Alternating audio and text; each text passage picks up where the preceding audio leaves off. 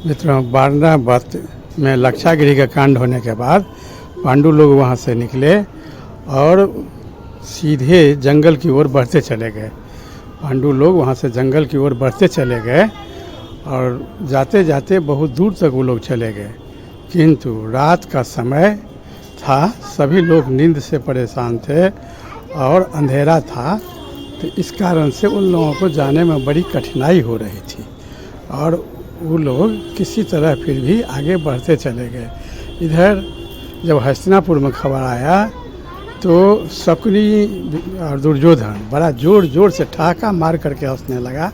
शकुनी ने कहा कि आज तक ज़िंदगी में मैं इतना कभी नहीं हंसा था, और दुर्योधन से कहा कि पिताजी को सूचना दे दो कि तुमसे नहीं होगा, मैं जाता हूँ, तुम तो वहाँ भी बनावटी रोना नहीं रो सकते हो। तो दुर्योधन शकुनी गया उसको कहने के लिए धृतराष्ट्र को, और भीष्म पितामह को धृतराष्ट्र गांधारी के साथ जाकर के कहने के लिए गए। तो भीष्म पितामह बहुत ज़्यादा दुखी हो गए, उनको असाधारण रूप से सदमा लगा और वे रूम में जो बंद हो गए से निकले नहीं। उधर महात्मा विदुर ने भी जाकर के विदुर से धृतराष्ट्र से खबर दिए कि पांडु लोग लाक्षागृह में लाख का गृह था, उसमें वो लोग जल करके आग लगा दिया गया, जल करके मर गए। तो विदुर भी जाकर के धृतराष्ट्र से कहा, तो धृतराष्ट्र तो ऊपर ऊपर से बड़ा नाटक कर रहा था दुख करने का, कि भीतर से तो उस प्रसन्न था, उसको भी मालूम था ये घटना की बात, तो वे भीतर से बहुत ही प्रसन्न था। और जब भीष्म पितामह को कहने के लिए लोग गया, धृतराष्ट्र गए, और जब पितामह को ये बात कहा गया तो पितामह को इस बात में विश्वास नहीं हो रहा था। तो विदुर से बुला करके पूछे तो विदुर ने भी कहे कि हाँ पितामह, घटना सत्य है, वहाँ लाक्षागृह था, उसमें ये लोग सोए हुए थे तो रात में आग लगा दिया गया, और जब आग बुझा उसके बाद जब खोजा गया तो 5 ठो वहाँ पर आदमी का, पुरुष का लाश और 1 ठो महिला का लाश उसमें से मिला, और 1 ठो छठा जो आग एक गृह बनाया था पुरुषन, उसका भी लाश उसमें से मिला। तो यही सब लाश उसमें से मिला है। तो भीष्म पितामह रूम में जाकर के बंद हो गए और उनको सदमा इतना अधिक लगा कि 7 दिन तक रूम खोले नहीं। पितामह को विश्वास नहीं हो रहा था, वो मन ही मन बहुत द्वंद्व में थे कि हमने, पितामह ज्योतिष शास्त्र के भी ज्ञाता थे, तो वे अपने ज्योतिष शास्त्र के हिसाब से भी पांडवों लोगों का कुंडली देखे थे, तो उनको ये स्पष्ट था पांडव के कुंडली में कि युधिष्ठिर चक्रवर्ती सम्राट होगा और अर्जुन अपने बाहुबल से संपूर्ण पृथ्वी को जीत लेगा।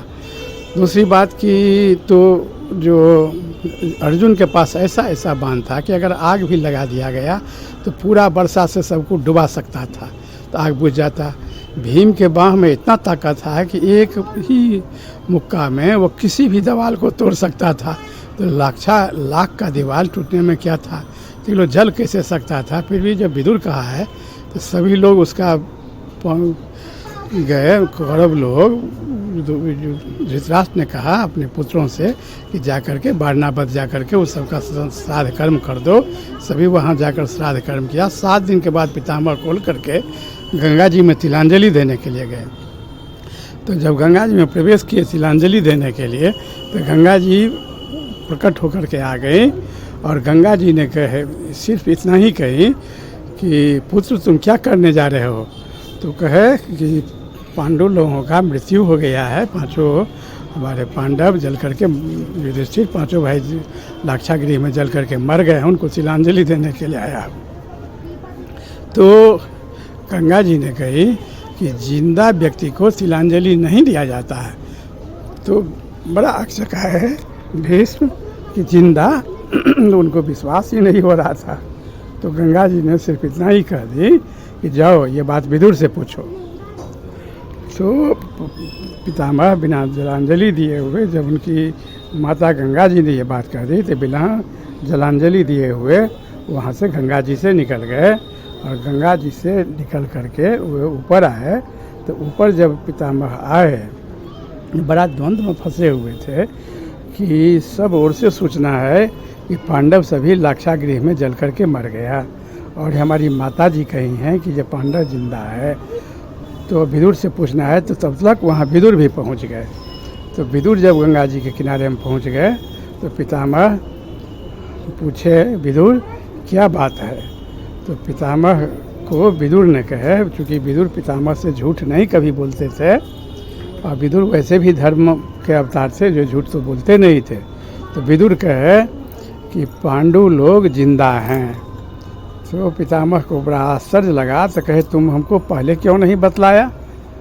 तो कहे कि आप ही ने हमको राजनीति सिखाया था, उसमें आप ही ने हमको सिखाया था कि जो गोपनीय बात हो उसको गोपनीय ही रहने देना चाहिए, वह कहीं प्रकट नहीं करना चाहिए। आप ही ने हमको सिखाया था और वही आप ही का सिखाया हुआ राजनीतिक धर्म का हम पालन करते हुए हम किसी को नहीं कहना चाहे, इसीलिए आपको भी नहीं कहे। अगर हम पहले प्रकट कर देते तो हो सकता था कि लाक्षागृह का कांड नहीं होता, दुर्योधन इतना नीच तक नहीं कर्म नहीं करता, शकुनी इतना नीच कर्म नहीं करता, धृतराष्ट्र इतना नीच कर्म नहीं करता। तो आप कैसे समझते कि दुर्योधन कितना तक गिर सकता है, धृतराष्ट्र कितना तक गिर सकते हैं, ये आप कैसे समझ पाते? जहाँ तक पांडु को बचाने का प्रश्न था, मैंने इसकी व्यवस्था करके सुरंग खुदवा करके पांडु को, युधिष्ठिर पांचों भाई और कुंती को मैंने बचा लिया है। तो पितामह ने पूछे कि वे लोग अभी हैं कहाँ? तो विदुर जी ने कहे कि वे लोग गंगा के किनारे चले गए हैं जंगल में और वो लोग सुरक्षित हैं, उस सब की चिंता आप नहीं कीजिए, हमारा आदमी उनके पीछे लगा हुआ है, वो लोग सुरक्षित हैं, आप उन सब की चिंता न करें। तो पितामह वहाँ से पुनः आए लौट करके और बड़ा मौन रहने लगे, कुछ नहीं किसी के पास बोलने का साहस किए, कुछ उनको बोलने का साहस भी नहीं हो रहा था, वे बड़ा मौन होकर के रहने लगे। तो उसके बाद विदुर से जो कोई भी और पूछता था, विदुर भी उस घटना को हाँ महा सत्य प्रतीत करार दे देते थे।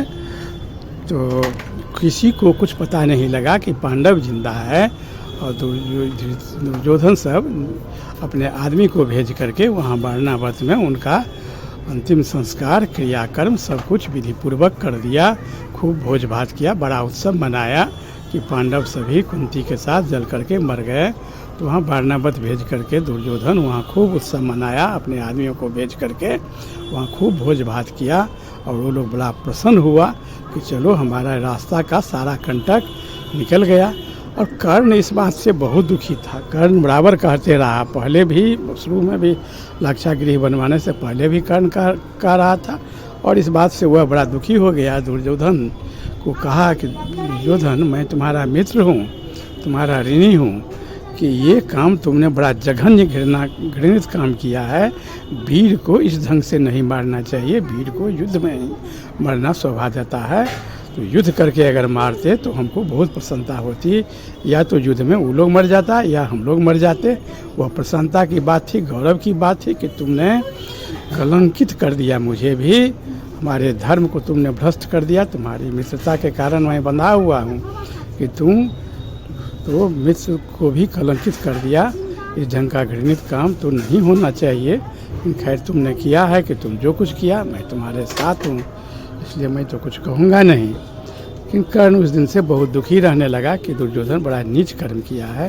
तो ये सब घटना हुई और तो वहाँ से पितामह भी थोड़ा सा शांत हो गए और उस दिन से मौन रहने लगे कि वे भी वचनबद्धता के कारण मजबूर थे, कुछ किसी से न कह पाते थे न बर्दाश्त कर पाते थे, उस दिन से बड़ा खिन्न रहते थे और सभी लोग बड़ा खिन्न रहते थे। गुरु द्रोण भी बहुत खिन्न रहने लगे, सभी लोग परेशान और दुखी रहने लगे। तो मित्रों बहुत बहुत धन्यवाद। इसके बाद अब वो लोग गंगा पार होंगे, विदुर जी अपने एक नाविक को वहाँ पर भेज दिए। उन लोगों से जब वो लोग गंगा किनार गए तो विदुर जी का नाविक उन लोगों को आकर के मिला कि मैं विदुर जी का विश्वसनीय आदमी हूँ, उन्होंने मुझे भेजा है आप लोगों को गंगा पार करने के लिए, आप लोग चलिए मैं गंगा पार करा देता हूँ। कुंती और नकुल सहदेव चलने में नहीं सक रहे थे तो भीम तीनों को अपने कंधे पर उठा लिए और सभी लोग वहाँ से पहुँचते गंगा किनार गए। विदुर जी का आदमी वहाँ नाव लेकर के तैयार था, इन लोगों को गंगा पार कर दिए तो पांडव गंगा पार चले गए। अब इसके बाद की कहानी तो अब सुनने के लिए आगे वीडियो की अगला कड़ी की प्रतीक्षा करें। बहुत बहुत धन्यवाद। जय श्री कृष्ण।